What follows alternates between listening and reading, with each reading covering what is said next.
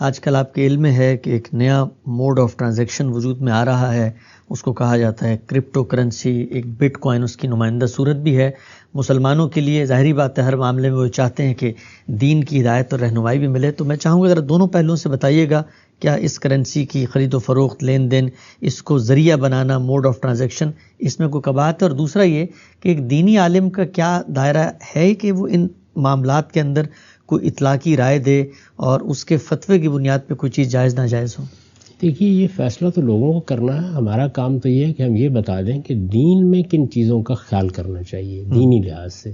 وہ اصلاً اگر آپ غور کریں سب اخلاقی چیزیں ہیں.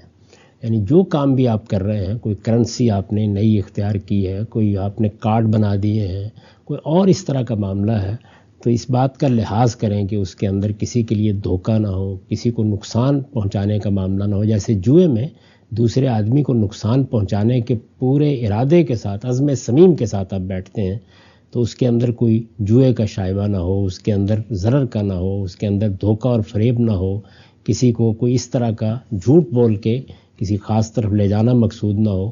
یہ چیزیں جو فرد کے دیکھنے کی ہوتی ہیں، ان کو اللہ تعالیٰ نے اپنی کتابوں میں بیان کر دیا ہے. اس کے بارے میں انسان کو اتنی صلاحیت بھی دی ہے کہ کوئی یہ قرآن کی آیت نہیں پڑھ کے دیکھنا کہ اس کے اندر کیا بات کہی گئی ہے. یہ وہ عالمگیر اخلاقی صداقتیں ہیں جو ہمیں اپنی زندگی میں بھی ملحوظ رکھنی ہوتی ہیں اور ہر دوسرے کام میں بھی ملحوظ رکھنی ہوتی ہیں.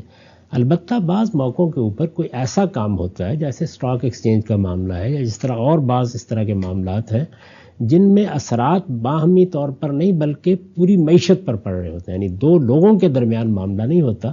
اس کا فیصلہ کرنے کا کام ریاستوں کو کرنا چاہیے، بین الاقوامی نظم کو کرنا چاہیے. اس سطح کے اوپر یا روکا جاتا ہے یا اس میں کوئی قدغن لگائی جاتی ہے یا کوئی پابندیاں عائد کی جاتی ہیں، وہ ایک بالکل دوسرا پہلو ہے. اور بنیاد وہاں بھی اخلاقی ہی ہوتی ہے. بنیاد وہاں بھی یہی ہوتی ہے کہ لوگوں کے لیے یہ چیز نقصان کا باعث بن رہی ہے، ان کے استحصال کا باعث بن رہی ہے، ان کے اوپر ظلم کا باعث بن رہی ہے، کسی کی دھوکہ دہی کے لیے ایک ذریعہ بن رہی ہے. یہی چیزیں ہوتی ہیں اس میں بھی.